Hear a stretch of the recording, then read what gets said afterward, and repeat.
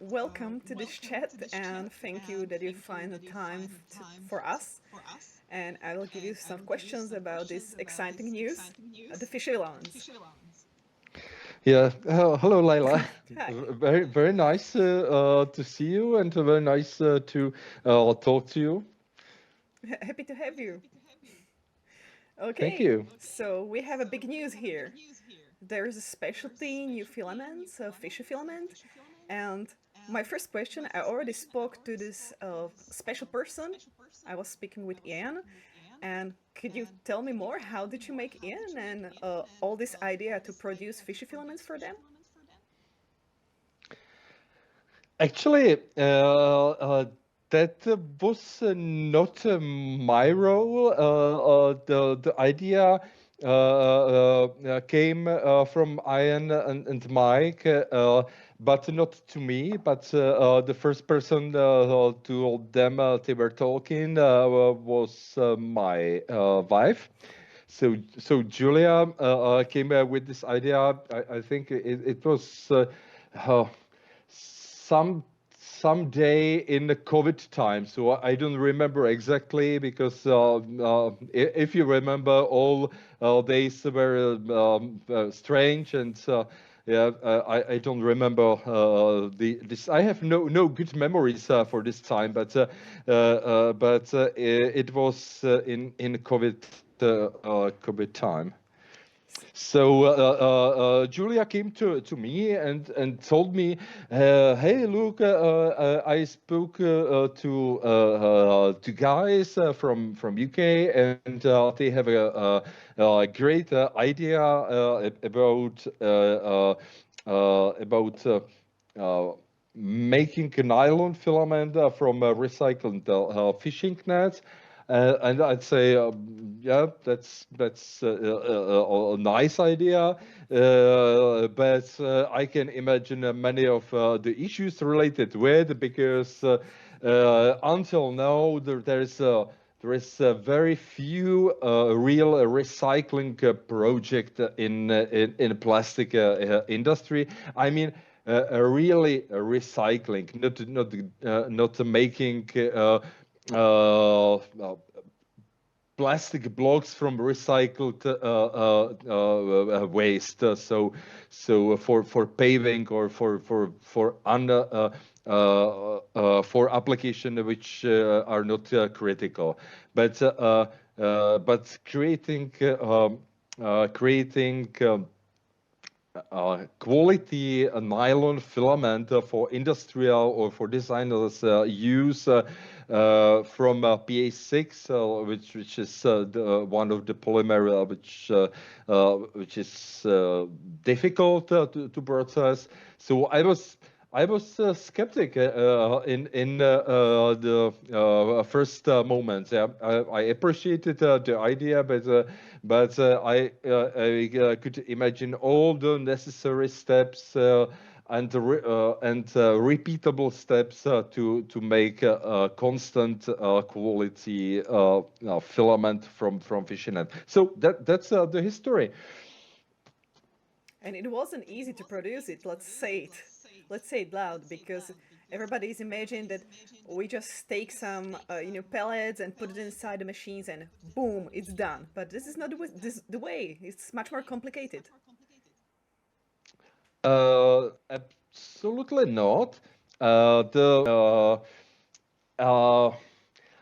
How to say, circular economy is the process already proven by European Commission a few years ago, and the plastic industry had a really long time to be prepared for this adoption of European law.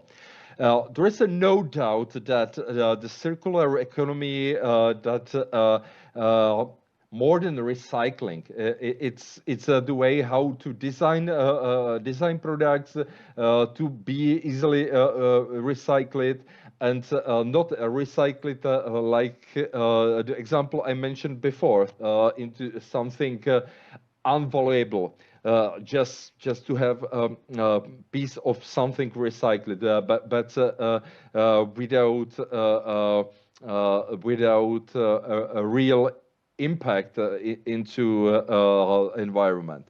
So I don't know when the European Commission approved this law. I think it was 2016. It's a really long time ago, but until now, as I said, there is just a few projects which really works in a circular economy in polymers. It's easy to recycle post-industrial scrap in place of creation of the scrap. This is something what is done for years, and it's a natural way. But what is not easy is recycling already used plastic, because you face to issues like different degradation, impurities for sure is a big threat and challenge.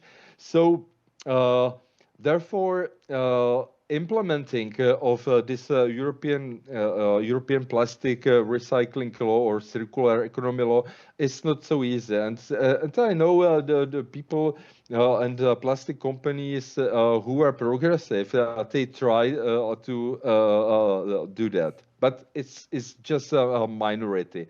So for me, it was a bigger challenge being in the first row of the really smart recycling project with the plastic.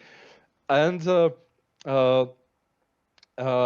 when I visited Iron in Cornwall, and I was absolutely persuaded that it makes sense.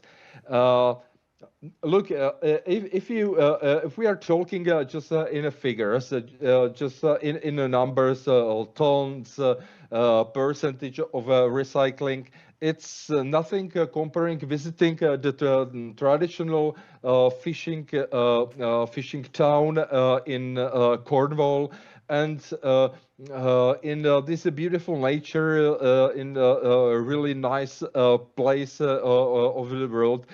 You can see the people, local people who work in the fishing for generations, and they want to sustain working in fishing industry for generations as well, because it's in their nice. nature. It's like absolutely Well, classic for them. yeah, it's a tradition, and I like fishes, so for me, it's one of the most important industries, let's say, and it's traditional. It's something what we must respect, and helping them with something what is unsustainable, and that's the waste from fishing nets. It's let's say our duty, because we all live in some local. We have another challenges. We face to another challenges with the recycling, and. We think that the next step probably will be recycling of some industrial waste coming from our local from our region. So that's the natural step. Yeah, start with something what is already given, what is easy to identify. Yeah, which was identification of the plastic waste. I mean, identification of the source is important. Fishing net, is fishing net. There is a enclosed cycle which helps to recycling. The further projects, I think will be a bigger challenge because we will face to identification issue, and Identification of what? of the plastic. That's we are talking about PA6, polyamide 6, which is plastic used for fishing nets.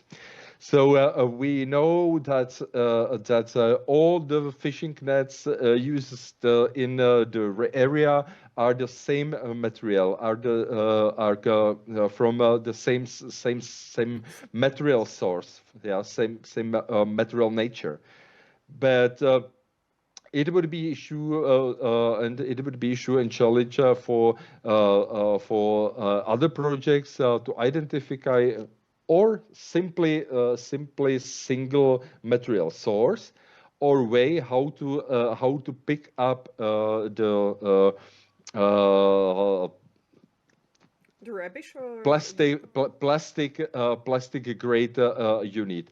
But for sure, this is something what all the plastic industry will be challenged in a real near future. So that's a reality, and I'm happy to participate on a project which would be a good starting point for further circular economy projects, let's say. I'm happy to hear that because as first we started to produce non-oilen and it was a big game changer, and now this new material, especially with this also recycled carbon inside. What do you think are, by the way, the positives why the carbon is reinforcing the fishy filament? Like what are the like most advantage of it? Look, firstly, I should emphasize that it's also a recycled carbon fiber. So the project is completely circular. So it's a good example how you can use post-industrial scrap in combination. So fishing nets, which is PA6, and recycled carbon fiber coming from composites. Composite industry is yeah, a big pollutant, big potential pollutant. You can imagine how many composite you are surrounded. All the planes, all the yeah, some cars, some bikes. All this is made of composites, carbon fiber reinforced polymers, reactor polymers, and recycling the carbon fiber from the already used composites is also beneficial for environment. So Orca is combination of recycled PA6 and recycled carbon fiber into unique new product, which could be used for printing mechanical parts or design parts as well. So a wide range of usage, and it's upcycling. So from something which was already scrapped, you create something valuable. That's a fantastic. That is. And the reason I already mentioned, you have two ways of application. So for some people are beneficent mechanical properties like wearing resistance. For some, it's important the visual look. Yeah. So I like both. Yeah, definitely. Definitely. And what do you think it's the carbon reinforcement like beneficial for the product for Orca? Like not just the stiffness, but I heard there are much more like a chemical resistance and much more. Uh, well, printing with polymers, especially FFF, it's so complex, complex way. So depends how you print, how you orient your print, because FFF technology shows a big anisotropy. The mechanical properties depends on you as a user. Mainly depends what kind of the technology you use for printing, if it's enclosed or not. So speaking in general, for me, the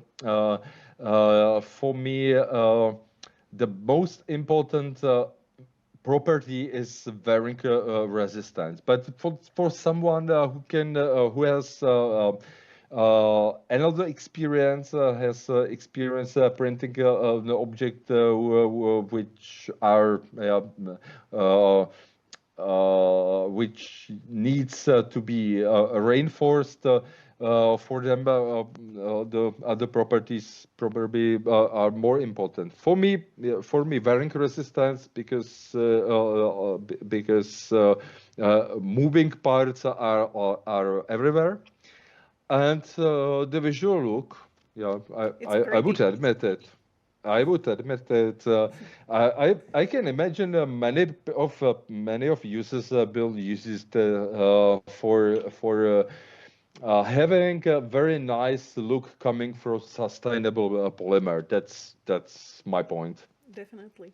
I was also speaking with Mike from 3D Printing Cornwall. By the way, epic awesome. I hope people will love it too. And he's an awesome guy and testing this filament for many years now. And he mentioned a lot of different case studies, and we will show them to our followers in the next few weeks or months until we process, of course. And one of them was also about robotic milking and the parts which are in some ways much more chemical resistant than metal. And I was shocked about this because I will never expect that recycled nylon could have this kind of properties. So amazing, amazing. Look, it's PA6 for fishing nets. It's used a really quality material, quality grade of polyamide 6. Polyamide 6, it's the technical polymer used for automotive parts, etc. For automotive parts, you can find it mostly in glass fiber version, which I hope would be also part of the R&D. But it's the typical technical polymer. What I should say, it's the polymer which can be appreciated by technicians. But one remark is important. The processability really depends on good manufacturing process. So it's necessary to have the material perfectly dry before printing. That's something what I must emphasize. PA6 is very fast moisture absorbing, so having the proper drying technology is only one condition. And like all technical polymers, printing in uh, hot chamber is a big advantage for sure. Yeah. I heard it's possible to also process printed prints with prints like printers like bamboo, but it has some limits of the size of the print, especially. So, yep, looking forward.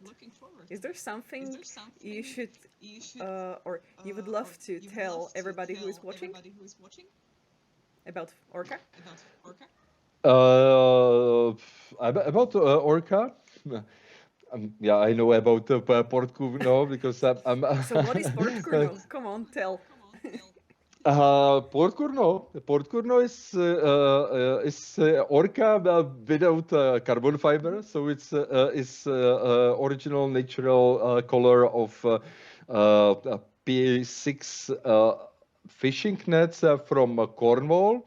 The Porthcurno name comes from Porthcurno Beach, which is if you just put into Google search Porthcurno, you will find thousands of beautiful pictures of the beautiful beach from Cornwall.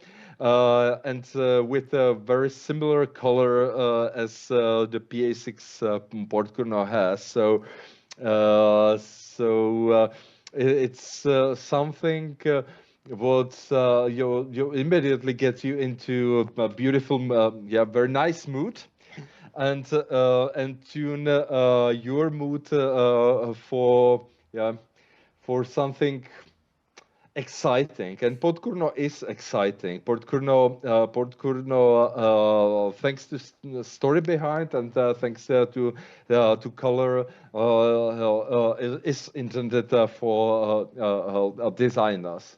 So what I'm really looking forward are all the designs which would come to the public very soon, and hope that the followers will be also amazed and gazed from this material and its color. So that's something I'm very curious and keen to watch the reactions and receive the feedbacks. Looking forward. So at this moment, Orca for technical use, and later the Porthcurno for every designers and lovers of the sea. Yeah, perfect. Thank you very much for your time and that you share your ideas and experiences and everything. Thank you. Thank you, Laila. Bye bye.